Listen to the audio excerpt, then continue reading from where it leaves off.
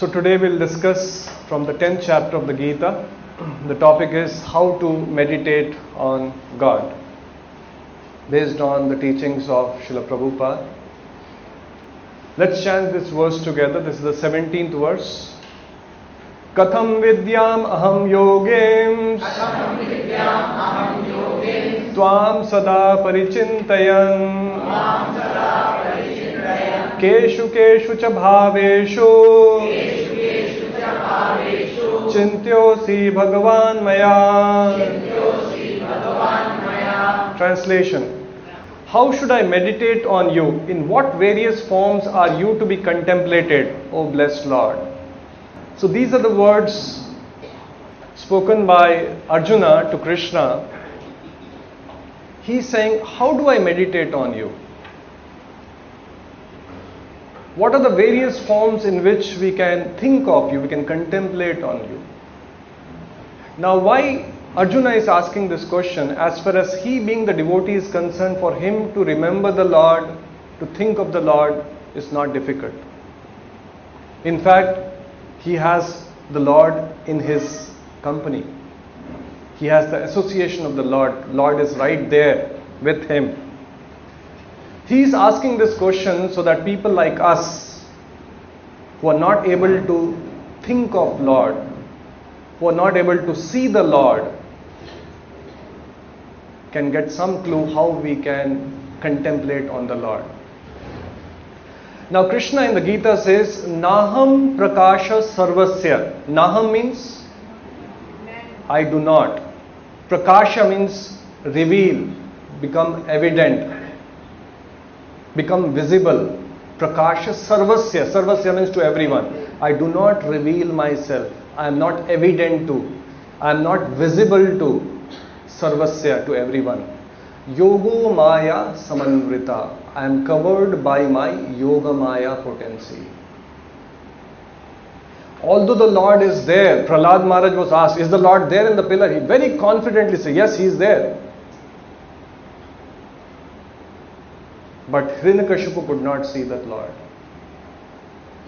So those who are rebellious, that's why the word uses saintly kings understood it in that way. Unless we become saintly, we are not able to perceive the Lord.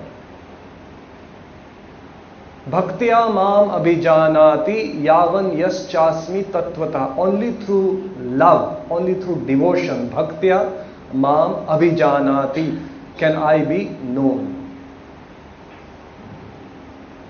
Although the Lord is omnipresent, He is present everywhere, but we are not able to see it. The example is given just like the butter is there in the milk, but it is not visible. But by following a process, the butter manifests. So by culturing devotion, by becoming a devotee of the Lord, by surrendering to the Lord, by following the process, we can also perceive the Lord. The Lord becomes manifest. Now for devotees who don't have Yoga Maya Samanvrita, who can see the Lord always, they don't require any forms to contemplate on. The Lord is evident. They can perceive the presence of Lord every moment. They can experience the reciprocation of the Lord. But what about people like us? We are not able to see the Lord. Our faith is very komala. We are not very sure Lord exists, not exists. Many incidences we see in this world around us which bewilders us. अगर भगवान है तो ऐसा क्यों हो रहा है?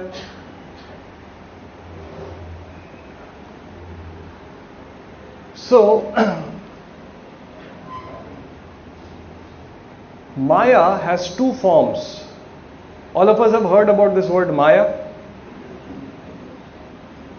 Yes, no? Yes. At least आपने सुना होगा माया जाल में फंसे हुए हैं. Yes, everyone? Okay. Maya has two forms. When the light falls on a mirror, it gets reflected. So one side of the mirror where the light falls and it gets reflected, it is illuminated. It has light. And that place is called Abhasa. Abhasa means that potency of the Lord by which everything can be seen in relation with the Lord, we can perceive the presence of Lord in everything and in everyone, that potency is called Yoga Maya. And there's another potency called Maha Maya, which is Tamaha. Tamaha means darkness. The bottom side of the mirror in which the light falls and gets reflected is dark. And what is the darkness? When we are not able to perceive the Lord. When we see things independent of Lord. When Lord is not in the picture. So, devotees of the Lord are under the influence of Yoga Maya. Yashoda Mai could not perceive that Krishna is the Supreme Personality of Godhead. She was covered by the Yoga Maya potency of the Lord. We who have forgotten the Lord, rebelled against the Lord, are under the influence of Mahamaya, which is darkness. Krishna Surya Sama Maya Haya Andakar. The Lord Krishna is like Surya. Surya means sun. Maya Haya Andakar. Maya is like darkness. Jahan Surya Haya. Wherever there is sun, there cannot be any darkness. So likewise, when we bring the Lord into our life, the remembrance of the Lord in our life, when we are able to see things in relationship with the Supreme Lord, Maya has no grip on us. Why we say Maya Jal mein phase hue hain? Because we are doing activities completely oblivious of the Lord and His pleasure, His satisfaction. The goal of life has become my pleasure, my satisfaction. Could be extended pleasure, my family's pleasure, my society's pleasure, my country's pleasure. Lord is out of picture. So that is Tamaha, that is darkness, and that's why it says Tamasi Ma Jyotirgamaya. Come to light. It is said Brahma Satyam Jagat Mithya. This is Shankaracharya who said this. Brahman is Satya and this Jagat is Mithya. This world which we are living in is false. A question to all of you, this world is false, yes or no? All what we see around us, FIFA World Cup happening, it's all illusion or it's a reality? How many of us say it's a reality? FIFA Cup actually ho raha hai. Brazil haar gaya hai. But here it's saying it's mithya, it's illusion. Okay. Now how many of us say that this is a snake? How many of us say it is not a snake, it's a rope? How many of us say it is both?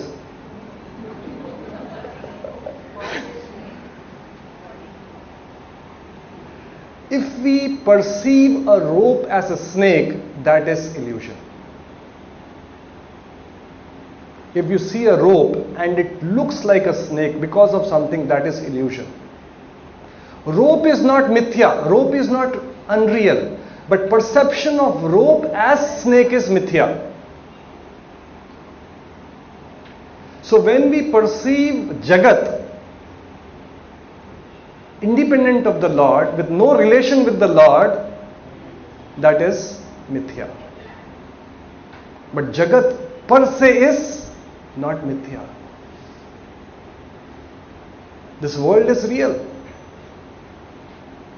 But that understanding that there is no connection with the Lord, there is no Lord, I am the Lord, that is mithya.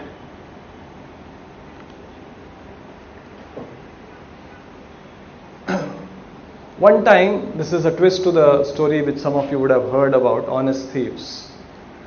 Please very carefully hear this story. You will be able to relate with what's happening in this world.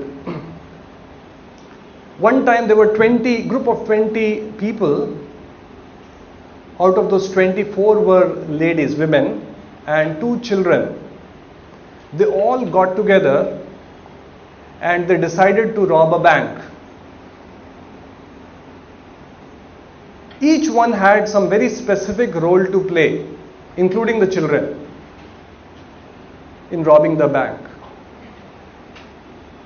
So they all schemed together, planned together, and they very meticulously executed the plan, and they finally succeeded in robbing the bank. And they fled with the booty, with all the cash in the bags, and finally reached a place, a hideout which they had initially planned. And then they all got together and said, now let's distribute the wealth which we have jointly, so to say, robbed. So 4 of them were very,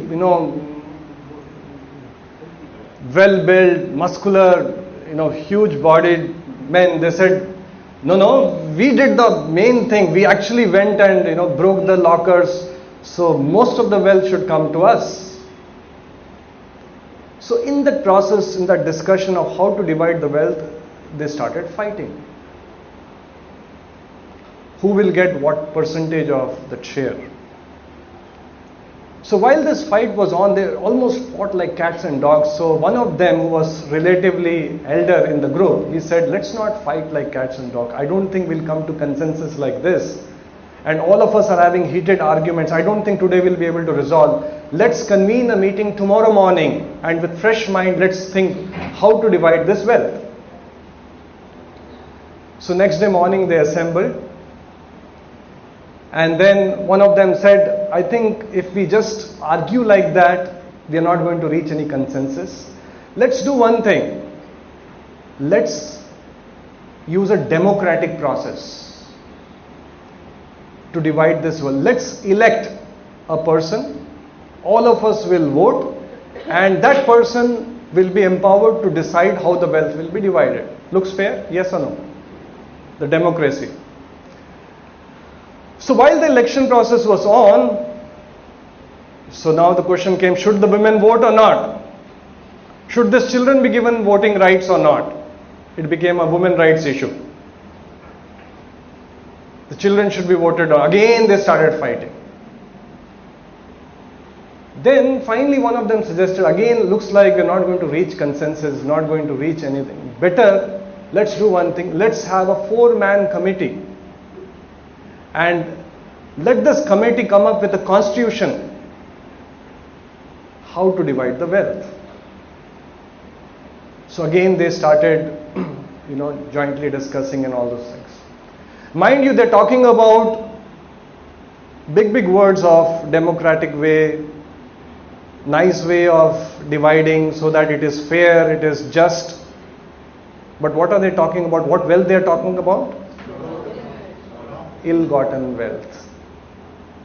In the meantime, the police came and they, caught hold of them, and they were taken to police custody, and they were brought to the trial court.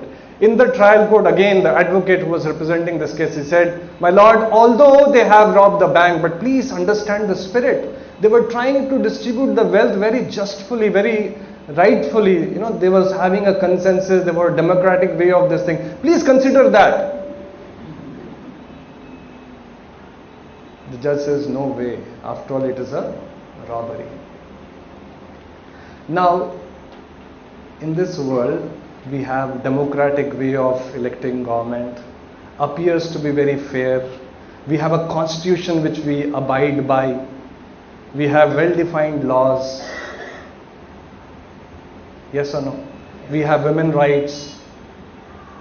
We have child rights. We try to assure that everyone, there is justice, there is equality. But if we don't understand a very fundamental truth, what is that? What is that?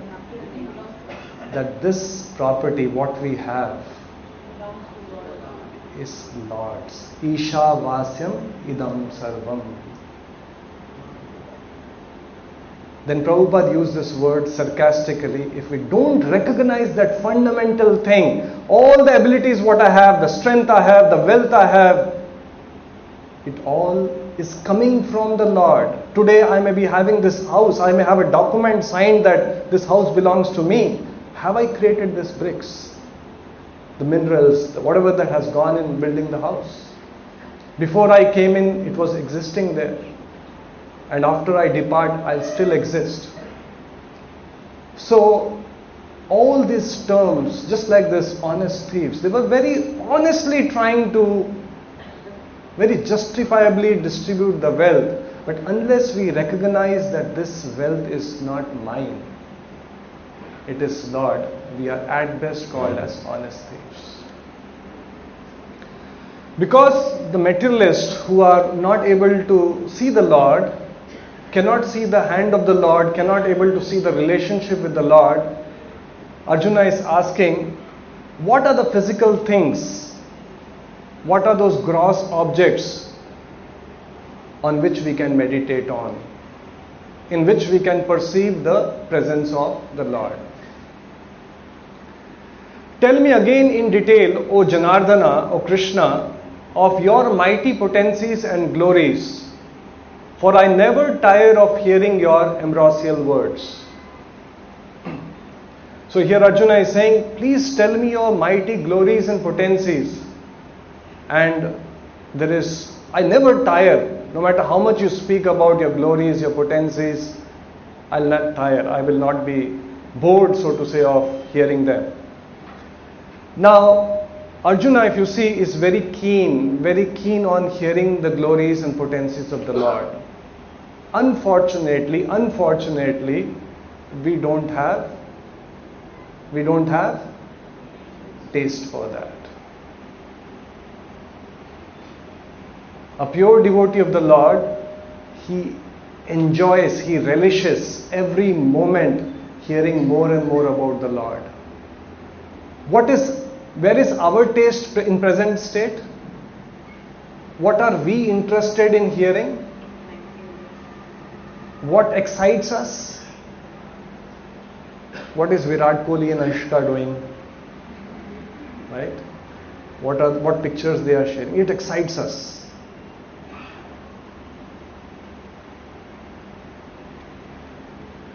A pure devotee of the Lord, Prabhupada gives an example, just like a jaundice patient, given a sugar candy, doesn't taste sweet to him. Problem is not with the sugar candy, the problem is with his disease. Likewise, when we come out of the disease state, when we come out of Mahamaya, get into Yoga Maya, these spiritual activities, what we find now very tasteless, chanting, hearing about the Lord, becomes very, very nectarian. Just like a person who recovers from jaundice, he will see the sugar candy very sweet. One time there was a sage who came to the outskirts of a village. He sat underneath a tree, and since he had travelled long distance, he sat down, took out his japa beads and started chanting. Just then he saw one person rushing towards him, came running towards him, and he said, Swamiji, Swamiji, good that you have come. Please give me that valuable stone. Please give me that valuable stone. So this sadhu was surprised. What is he talking about? He said, last night I got a dream. God came in my dream. He said, one sannyasi will come outskirts of your village. He will give you a valuable stone, and once you get that, you will be the richest and the happiest man in the world. Swamiji, please give me that stone. So Swamiji, what stone is he talking about? Nevertheless, he put his hand in his jholi, that bag, and took out one stone. And moment he opened his hand and gave that stone to him, the moment he saw, his eyes widened. What was that stone? It was a huge piece of diamond.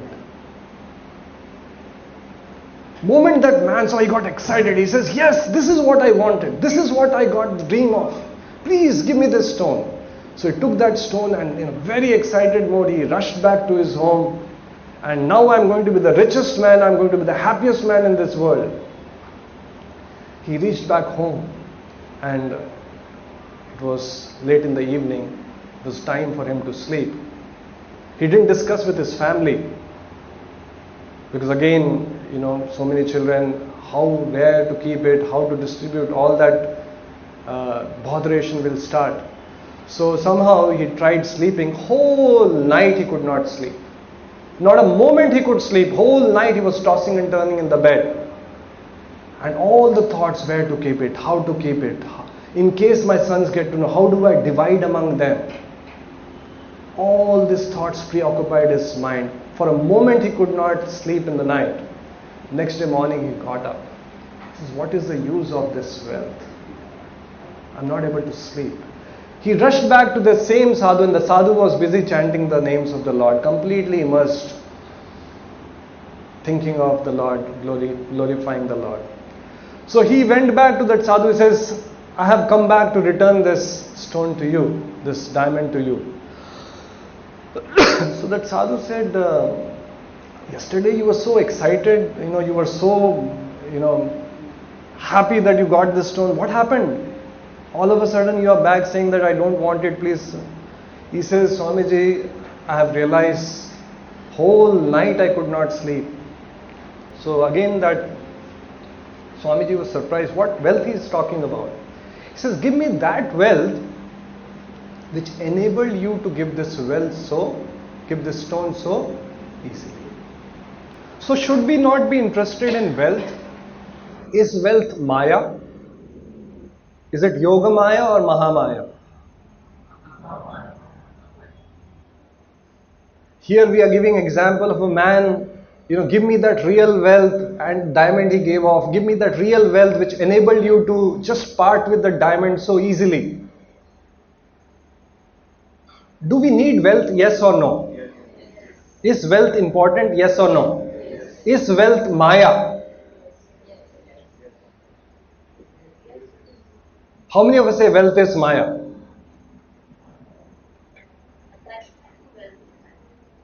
How many of us say wealth is not Maya? Others will decide and tell next week. Wealth is not Maya. Utilizing wealth without conscious of Lord, without recognizing the relationship with the Lord is Maya.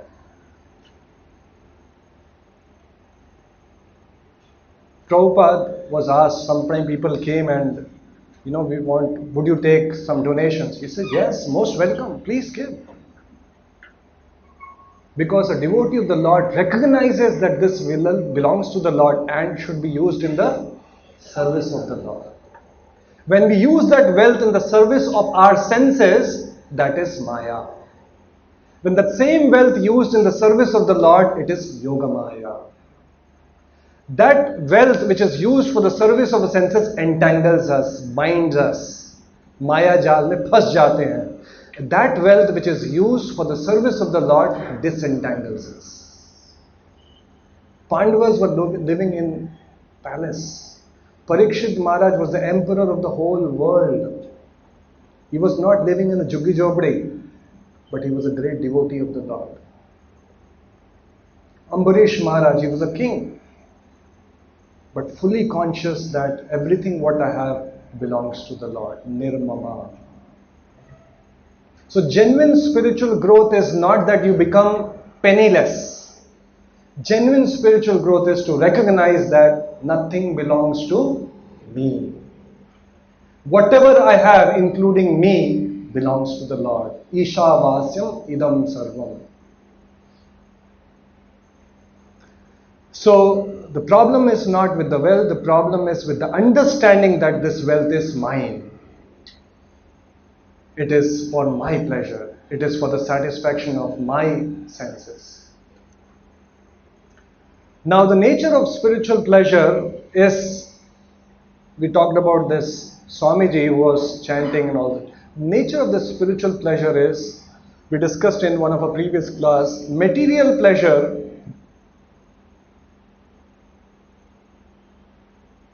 follows the law of diminishing returns. Why people want new furniture in their house, new cars, new gadgets, want to constantly update? Because the same object stops giving them that excitement and pleasure. So when there is variety, when there is newness, new clothes, there is an element of freshness, this element of happiness.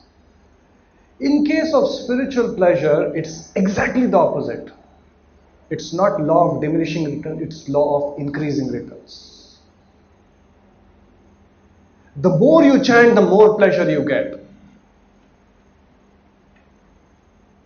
Material pleasure, immediate pleasure, but follows distress. The spiritual pleasure, immediate, apparently distress, and as it increases, it is real happiness. It's diametrically exactly opposite. It is nectar in the beginning, poison in the end. Spiritual pleasure is apparently poison in the beginning, nectar in the end. Now reading remains. Now there are people who relish the same Gita again and again. When we read again and again, newer and newer meaning, deeper and deeper meaning. Never ever a time can come when you say that I have understood Gita. In fact, if you are properly reading Gita, my God, I didn't know this. Last time I read it, why did this point didn't strike me? This is when a person is progressive. When a person is not progressive, when he reads the Gita, what will happen? Can anyone tell me? Is it same thing? Her page में यही चीज लिखा हुआ है ना? Krishna is supreme, Krishna is supreme. मर जाओगे, मर जाओगे. कुछ नया नहीं है, कुछ मसाला नहीं है. I am this, I am that. Surrender to Krishna. मर जाओगे. Death है, old age है, disease है. And people like will think, why Krishna is making us fear things. We should live life this way. So it depends on how we are situated. If we are spiritually situated, we'll relish the same thing.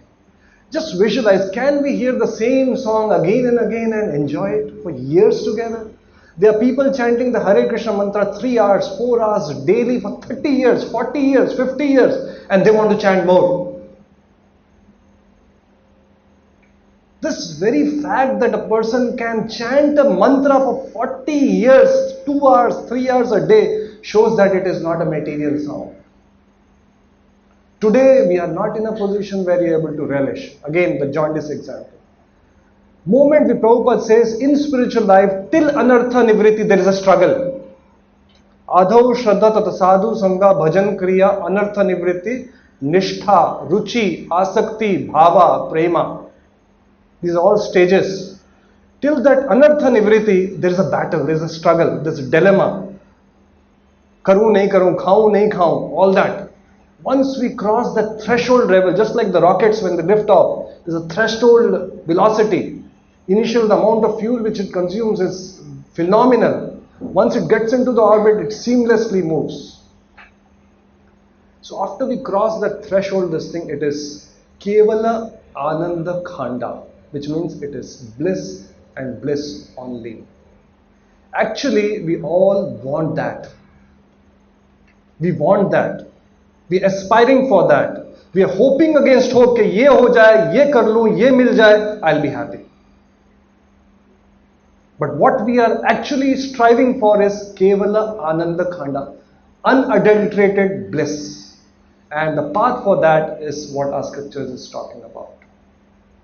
In fact, scriptures are not aiming, gunning for something which we don't want.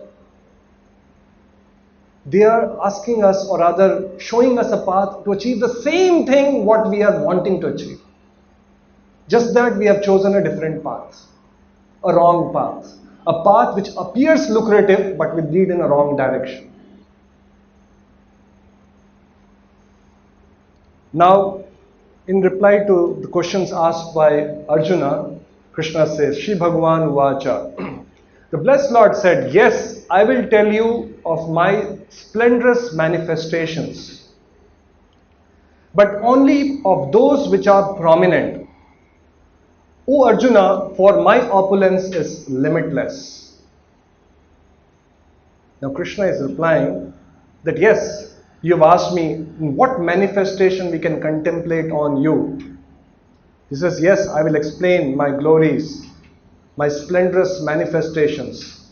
but only those which are prominent. For my opulences are limitless. क्या क्या मैं बोलूं? क्या क्या? What all? Everything is emanating from me. Sarvasya prabhavo matta sarvam pravartate. Everything is emanating from me. It's not possible to comprehend the greatness of Krishna and all his opulences. It's not possible. Therefore, Krishna is saying, now I'm going to share with you some principal details. Just like, for example, when we have to prepare for exams, we have limited time, assuming 2 hours. Then what we do? We bullet points, some important highlights. In front of the chapters, there are some this thing. Depending, if time is less. So likewise, now Arjuna is saying, explain to me your glorious manifestation. Krishna says, it's limitless. I will explain to you some principal important manifestations. Now Krishna is describing what can be directly perceived by a common man. I am the self, O Gudakesha. Can anyone tell me what's the meaning of Gudakesha?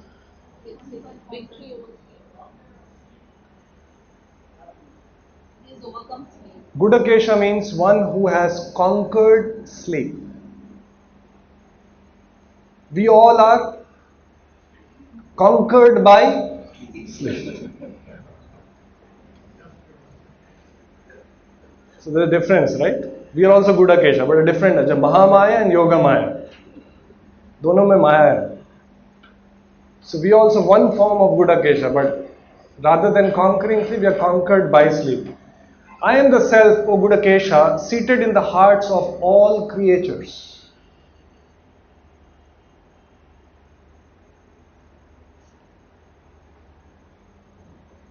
Sometimes when we open a book, sometimes a very old book, have you seen one small, minuscule, some insect kind of a thing walking? Very small, it's almost like a full stop on that book. Yeah. It's a living entity. The moment you put your finger, it will turn the way. Yes or no? It is conscious. It has intelligence. It has some emotions. It can sense danger. Matter cannot move on its own. When a person dies, the body is there, but there is no movement. So Krishna is saying, I am there in every living entity. A small ant, small insect, including a microbe. When a person becomes a devotee, automatically, he doesn't have to, he will automatically become compassionate. He sees the presence of Lord everywhere. How can he kill an animal and eat for his taste buds? Just because that creature is lowly. For example, in a family, there are 3 children, one of them is disabled, cannot walk. Can we take advantage of his disability? So devotee naturally becomes compassionate because you see, it's not artificial, it's not sentimental stuff. He sees the presence of the Lord. I am the beginning, the middle and end of all beings. When there was nothing, I was there. When everything will be annihilated, Shrishti, Skriti, Pralaya, creation has come about, stays for some time and will get annihilated. When there was nothing, the Lord was there. It is being maintained by the Lord. And when everything will be annihilated, still the Lord remains. Arjuna is addressed as Gudakesha, which means one who has conquered the darkness of sleep. Sleep is very important. We cannot ignore. That's why Krishna in the Gita says, one who eats too much or does not eat enough, sleeps too much or does not sleep enough, cannot be a yogi. One who is regulated in his eating, sleeping, recreation and work can mitigate all material pains arising from material contact. So sleep with the understanding that yes, body needs some rest. We don't become attached to sleep. We don't reach a stage where maja aata hai. Yes, the body needs whatever minimum is required for body to work properly. We do that and do not waste unnecessary time in sleeping. For many, sleep becomes a source of enjoyment.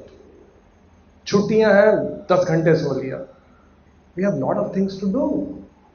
Human life is precious. Every moment is precious. So rather than be conquered by the sleep, good Akesha is one who conquers the darkness of sleep. And by the way, we have an assumption that yes, average man has to sleep for 7 hours, 8 hours. As we become spiritually advanced, the bodily necessities automatically diminishes. The Prabhupada was fit, traveling all over the world, 70 years old. He was sleeping 3 or 4 hours whole day. Very enthusiastic, speaking to the reporters, conversing with the devotees, having meetings, writing books, traveling, answering to the letters, because they are on a spiritual platform. The Lord is manifest as super soul in each and every living entity. One time, Akbar and Birbal, they were together, and Akbar told Birbal that sometimes I am amused by what's mentioned in your Hindu scriptures. It's mentioned that the Lord personally comes. He is with the devotees. He is there in the heart as super soul. This all is absurd. How can the Lord personally be there as Paramatma, as super soul with everyone? This all is absurd, bogus. How do I reconcile all this absurd stuff? So Birbal didn't reply to what he says, give me some time, I'll explain. Few days later, Akbar and Birbal, they were having a walk on the side of a river, and at a distance they saw that there was a boat and which the nurse, one of the maid servant, was having the daughter of Akbar on her lap and was giving a boat ride. And as soon as she saw Akbar and Birbal approaching, she got up with the idea of doing namaskar, and in the process, unfortunately, the baby fell in the water. And moment the Akbar saw that the baby has fallen in the water, without considering, without remembering this, with his royal robes, he plunged into the water and started swimming and reached the spot where that baby had fallen to save that baby. And moment he reached that spot, he caught hold of that baby and he realized it was a doll. He knew somebody has played with him. And then behind him, Birbal plunged into the water and reached that same spot. And Birbal told Akbar, now you understand? You are in royal robes. Moment you saw your son or your daughter in water, you didn't mind plunging yourself. You could have told me, you could have told your ministers. But you plunged yourself. You didn't mind soiling your royal robes in this water and saving your child. So do you think it's absurd for the Lord to personally come in this samsara sagara to save his own children? And that is one supreme manifestation of the Lord. He is present with each one of us as Paramatma. Our scriptures say it's like two birds sitting on a same tree. Have you heard of this analogy? How many of us have heard about this? Two birds sitting on the same tree. One bird is completely focused on eating the fruits, completely oblivious of the second bird. And sometimes the fruits are sweet, sometimes the fruits are bitter. That bird represents us. What does the second bird represent? The Paramatma, the Super Soul.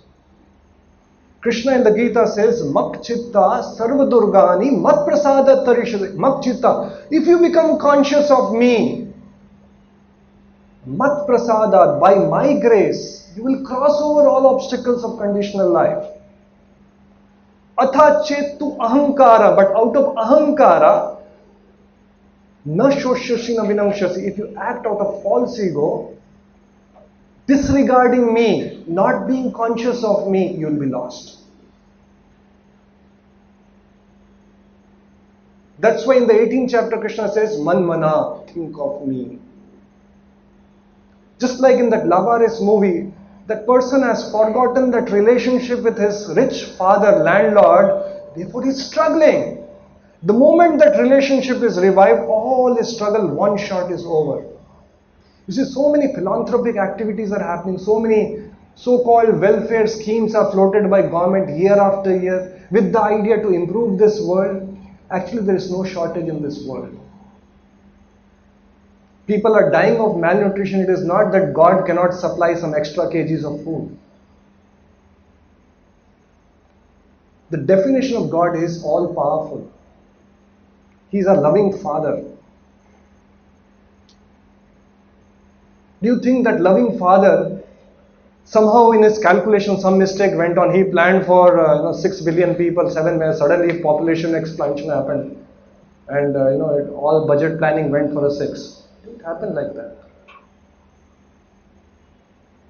So Bhakti Siddhanta Saraswati Thakur, he says, there is no shortage in this world. The only shortage in this world is God consciousness.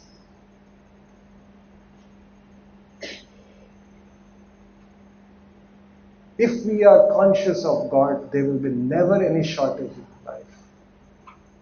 If we are experiencing any shortage, this thing, it is just because we have completely forgotten the Lord.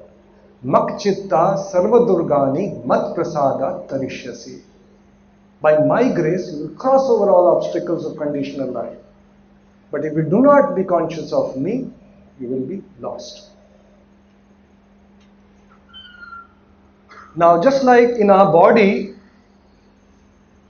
it's the soul which animates the body. When a soul leaves the body is dead. Likewise, what animates this universe, this cosmic creation? It is the Lord. Just like the soul is there for the body which animates this body, likewise this cosmic creation is animated, is moving, it's working in a systematic order because of presence of Lord. The Supreme Personality of Godhead manifests himself in 3 features. Karuna Daksha, I have mentioned this earlier, the sum total of material energy, which is called Mahat Tattva, the Lord enters into that, impregnates that sum total of material energy in the form of Karunadakshaya Vishnu. Then comes so many universes. In each of the universe, the Lord enters as Garbhodakshaya Vishnu. In each universe, there is a Garbhodaka ocean, the causal ocean, and in that causal ocean, the Lord lies. From that navel of that Lord stems the lotus flower, in which the first created being, Lord Brahma, is born. In this navel, we have 14 planetary system. Now some of you, abhi tak to sab kuch bol rahe the, aap was making sense. Ab ye kya bol rahe, Brahma, lotus flower. So the Lord enters in each universe as Garbhodakshaya Vishnu, and then Lord Brahma is created. Brahma is Prajapita. He creates further progeny in that universe, and in each and every living entity, each and every living creature, the same Lord enters as Kshirodakshaya Vishnu. Karunadakshaya Vishnu is also called Mahavishnu. From the skin pores of Mahavishnu comes innumerable universes. In each and every universe, the Lord enters as Garbhodakshaya Vishnu. And each and every living entity in that creation, the Lord enters as Shirodaksha Vishnu, which is also called Paramatma or Super Soul. Of the Adityas, I am Vishnu. Of lights, I am the radiant sun. I am Marichi of the Maruts, and among the stars, I am the moon. Among all the luminaries twinkling in the sky, the sun is the chief. Without sun, it's impossible to live. When the sun is not, it becomes so gloomy. Actually, if you see, we have taken all this creation for granted. Sun to rise hona hi hai. Who has created this sun? Every day morning the sun rises, gives us heat, gives us light, it sets. ये अपने आप हो गया. एक big bang हुआ और सन बन गया, मून बन गया, स्टार्स बन गए और डेली वो एक किसी ने टाइम टेबल बिग बैंग में भी लिख दिया. इतने बजे आपको राइज होना है, इतने बजे आपको सेट होना है. The earth is moving around the sun in a fixed orbit at a fixed speed, 106,000 kilometers per hour. The mass of the earth is 6 into 10 raised to power 21 metric tons at a fixed distance. If this distance reduces by 0.00001%, it will be all burned to ashes. If this earth recedes away from sun by 0.00001%, everything will be frozen. At a fixed distance, as a fixed speed, huge mass moving in its orbit, not only Earth, each and every planet in the solar system, not only each and every planet, each and every star having its own family of planets, systematically, just like for a scientist, for a satellite, we know that there are some scientists who have planned, who have put them in the orbit, who are monitoring the satellites. Who has created this? Who has made that arrangement that sun rises, sun sets, gives us heat and light? It is the Lord. Now, when we are under the influence of Mahamaya, we are not able to see. We take it for granted. When we are under the influence of Yoga Maya, we realize, my God, Lord, you have done so much for me. A natural outcome of that feeling is, how can I serve you? How I can repay you? I am so much obligated to you for all what you have given to me. We actually become very number. We actually become very humble. Otherwise, under the influence of Mahamaya, we become proud. Among the stars, the moon is the most prominent, and Krishna says, I am that moon. He's saying, of all the creations, it's limitless. I am going to tell you the prominent one. The sun, what we see, gives us heat and light. Krishna says, I am that sun. Moment we see the sun, we say it's the Lord. The heat and light is coming from the Lord. And then Krishna says, these are all just sparks of my splendor. These are all just small sparks of the whole splendor. It's limitless. As we move forward in the Gita, he'll further, many more things Krishna will share. Now, when we forget that all what we have is coming from the Lord, belongs to the Lord, we forget that relationship, natural propensity is, we become proud. ये मेरा है, मैंने कमाया है. मेरी मेहनत की कमाई है ये. We're completely obvious of okay, what role the Lord played. We're completely forgetful of that relationship. One time it so happened there was a frog who was living by the side of a river bank, and yes, as usual the frogs would come out to the river bank. One day that frog happened to get a 50 paisa coin. How many of us heard this story? No. So this frog got a 50 paisa coin. Somebody had come to bathe in the river and they would have thrown some coins. So he got that 50 paisa coin. Moment that frog got that coin, he get excited. You know why? Why? After all, he's the richest frog in the world. with 50 paisa. Any frog will have 50 paisa. So he said, I am the richest frog. And then he sat on that 50 paisa coin and flexed his muscles and says, I am the richest frog. And then when you're the richest man, you have to be benevolent. You have to do something for your countrymen, for your fellow beings. Then only you show that, yes, I am very charitably disposed.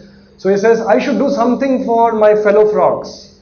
Then he started thinking, what is the biggest challenge these frogs face? I should do something for my... You forget that Lord is in control, Lord will do. Main karunga, aham. Because I am the richest, I will save them. So then he started thinking, what is the biggest challenge these frogs are facing? Can anyone tell me what is the frog challenges the frog face?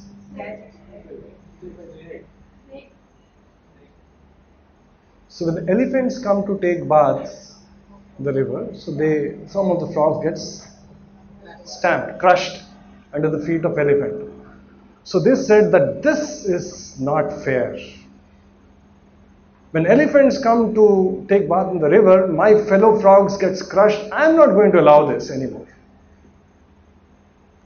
I, the richest frog, am not going to allow this injustice.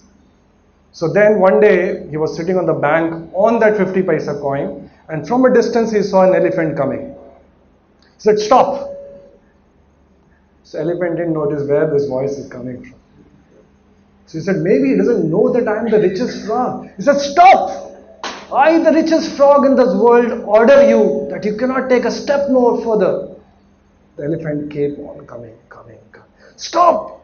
You cannot do that. Don't you know I am the richest frog in the world? The elephant came. Thump!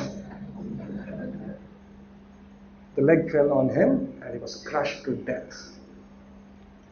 So Bhakti Siddhanta Saraswati Thakur, who is guru of Prabhupada, he gave this story that we sometimes are like the richest frog. With little wealth we have in our possession, we become proud. And then we forget that the Lord is the real well-wisher. We try to, quote unquote, yes, now I will elevate the suffering of the masses. Nothing wrong about elevating the suffering, but with the understanding that I am the doer, kartaham iti manyate, that's a problem. To be an instrument in the hand of the Lord and think that Lord is the doer, I am just a nimitta matra, is not Maya. But to think that I am the doer, I will elevate the suffering, is Maya. Anyone has any question, anything like to ask based on what we discussed? Yeah. I did not understand Yoga Maya here. Yoga Maya is that energy of the Lord which devotees are under the influence of. Yoga Maya enables one to see the Lord. Yoga Maya energy enables one to perceive the presence of Lord in everything. Yoga Maya energy of the Lord enables one to see everything in relationship with the Lord. And pure devotees of the Lord are under the influence of Yoga Maya. Materialists, we are under the influence of Mahamaya. Mahamaya, what is Mahamaya? Where we see things without relationship with the Lord. Whatever I have, it is mine. The objective of my life, goal of my life is to seek pleasure. Pleasure of what? My pleasure, selfish pleasure. Enjoy my senses, enjoy my mind. The Lord is out of picture. That is Mahamaya. Come again? Yes. Naham prakasha sarvasya yoga maya samanvitaha. What is the difference between Pradhan, Mahatma, and Kraman? And the second is in some people's dreams, many centuries God comes and inspires them to create temples. So is it their own delusion or is it reality? The first question is little technical. Pradhana, Mahatattva, I'll take it offline because most of the people will not be able to relate with the discussion. Second question is, in the dreams, sometimes the Lord comes and inspires them to build temples and all that. It is difficult to say If a person is a devotee of the Lord, he's predominantly engaged in service of the Lord, many times the dream may be real. Otherwise, it could be hallucination. You said about Yog Maya and Mahamaya. Now, devotees, they fall under Yog Maya. Is there a stage where one can elevate beyond Maya, even if it is Yog Maya? Is there any stage? Beyond Yoga Maya? No. So there are only still two stages. One is Mahamaya and one is Yoga Maya. Because we are in this world, so these are the No. A pure devotee, even if in this world, can be under the influence of Yoga Maya. can be, Can be. but it is not exactly two different, right? Either Maha or Yoga Maya. Never ever, just keep this in mind, never ever in spiritual life it is 0 or 1. It is not a binary logic. Either you are a materialist or you are a spiritualist. Either you have material desires or you have spiritual desires. Either you are in Yoga Maya or in Mahamaya. We are always just like black and white, the innumerable shades of grey.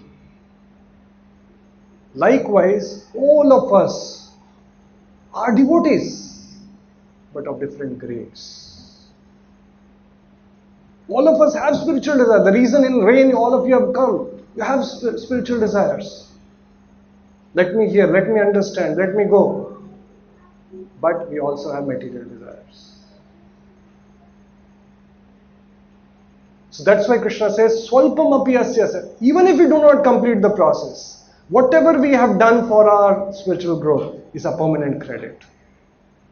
There is no loss or diminution. So boldly, strongly we should stride on this path. Because whatever we have achieved is our permanent credit. All other things what we are trying to achieve under the influence of Mahamaya will all stay back. What we do under the influence of Yoga Maya comes with the soul. Recently in news there was, you must be knowing that 11 people of a family in Delhi, they committed suicide. Buhari, That was suicide or moksha. So what is your take on that? I don't know. I've been following that news quite closely. I really don't know. Sometimes they say some rituals, some godmen, some. Still, the things are not evident. It is not. Salvation. So, see, another thing what happens is in the name of spirituality, unfortunately, it's a very sad thing. Not take our lives on our own. No, unfortunately, you see, this subject. Something what they are portraying as salvation. Sometimes people concoct, Yes. and we can't blame it because there is no systematic education, training about what is genuine spiritual life. In fact, to commit suicide is a great sin. You have no right to take your life. The Lord has given the right, you have no right to take your life. So people, unfortunately, when they are not properly guided, unfortunately when they don't have the right knowledge, they concoct. The sentiment is genuine. They want God, they want salvation, but there's no one to direct the right path. And they mess up their lives. It's so unfortunate. Any other question? You had a question. Just one second. Just to sum up Krishna says about where he manifests sun, moon, and the super soul. So coming to the super soul, so does it mean that each one of us we have potency, and how do we worship, how do we see that? Does that mean that super soul resides with us? So super soul resides in us, but he says I'm there. So to meditate upon, that's the question Arjuna is asking. So he's saying that I'm here, I'm here, I'm here. So the yogis, those who are meditating, the true yogis, they are meditating on the super soul in their hearts. Brahman, Paramatma and Bhagavan. There are three stages of God realization. Brahman is impersonal, all-pervading aspect of the Lord. Some people say God is energy, He is all present. Yes, that is Brahman realization of God. The Lord is present in Paramatma in everyone's heart, and yogis are meditating on that super soul. Dhyana avasthita. That is Paramatma realization. This is another higher realization of God, and that is Bhagavan, the Supreme Personality of Godhead. The Bhagavan, the Paramatma realization is manifestation of that Lord in the heart of all living entities. Still, that Supreme Being, the Supreme Person, Bhagavan, the Supreme Personality of Godhead, the Samam Momam, the Absolute Truth, is Lord Sri Krishna, who is there in his Golok Vrindavan enjoying with his devotees. So it is manifestation of the Lord. It is called the Paramatma realization or the Super Soul. Any other question? Yes, last question. If you bring Paramatma contains you, then why do we control our senses? Why does? Why does not control our senses? Because we don't want him to control. As simple as that. He is willing to control. He is willing to take charge of our lives. We don't want to give that charge. That is what the whole problem is. We want to take charge of our life. That is the meaning of surrender. Meri dori tere haath. Deena na kya hai? What is that? Anyone? Deen bandhu, Deena nath, Meri dori tere haath. We don't want to give that dori. हम चलाएंगे, चलाओ भाई, आप चलाओ. Accidents होंगे फिर. Mak chitta sarva durgani mat prasada. If you become conscious of me, in other words, you surrender to me. Krishna in the 18th chapter says, Sarva dharman parityajya mam ekam sharanam raja. Aham tvam sarva papebhyo mokshayashami ma sucha. Do not fear. But we have fear. Arey kar diya to kya hoga? We don't have faith. We don't have conviction. We have conviction in our protection. That's why we are building so many sainya around us. Bhagavatam says, Deha apta kalatradishu atma saineshu asatswapi. What are we engaged in? We are engaged in building atma sainya. Money, bank balance, near and dear ones, family, relatives. It makes us feel secure. पैसा है, insurance है, सब अच्छे लोग हैं. जब मैं danger में ये बचाएंगे मुझे. देहा, गुड बॉडी, डेली मैं फिटनेस ज्वाइन किया हुआ है, देखो मैं बाइसेप्स, ट्राइसेप्स, सब कुछ अभी फिट है. देहा आपता, रिलेटिव्स, कलत्रादिश, गुड वाइफ, आत्मा सैन्य, दिस लाइक सैन्य, it's like soldiers, it's protecting me, gives me a sense of security. Then Bhagavatam says, Atma Saineshu Asatsapi, it's asatya. It is not real protection. Atma Saineshu Asatsapi. Tesham Pramatta Nidhanam Pashyanapi na Pashyate. Pramatta means when a person is maddened, when a person is under the influence of Mahamaya, Pramatta Nidhanam. The eventual thing that he is going to leave everything, is going to die, nothing is going to protect him, nothing will come to his protection. He is not able to see. Pashyanapi na pashyati, he is not able to see. Unfortunately, just there's one person who attends our class. He's quite regular. Just yesterday, he sent me a message. He says, Prabhuji, please pray for my son. Some terrible infection has started. He is admitted in a hospital. If you see that picture, you will not be able to see it. Healthy son. Mother on the WhatsApp invariably in status, you have son going to school with bag, smiling face. And today if you see that picture, you will not be able to see. It's asatya. We have a false sense that now I am secure, now this is there, family is there. That's why it says, Pramatta Nidhanam Pashyanapi na Pashyati. We are not able to see. Why we are not able to see? Yoga Maya Samanvritaha. Our real vision is covered. Tamasi ma jyotirgam. Come out of that darkness, come to light.